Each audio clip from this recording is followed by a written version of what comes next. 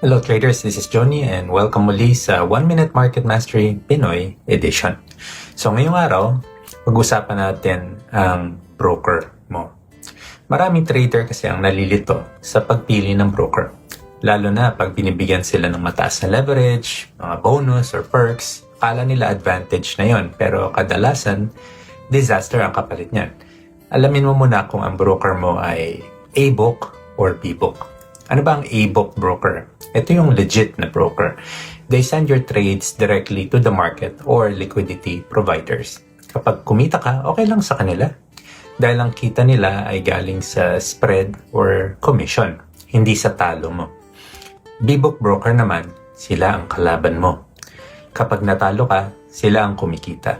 Kaya minsan, pinapaboran nila ang slippage, recalls, or delay para matalo ka. Hybrid brokers.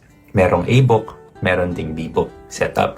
Minsan kapag profitable ka, ililipat ka sa A-book. Pero kung newbie ka pa lang at malamang ay matatalo ka, nasa B-book ka muna. Best broker for traders, syempre yung A-book. Transparent, walang conflict of interest, at gusto kang magtagumpay. So alamin mo muna kung anong klaseng broker ang gamit mo. Huwag basta-basta magtiwala sa bonus or mataas na leverage. Hanapin ang integrity. And that's 1 minute. Like and follow for more 1 Minute Market Mastery.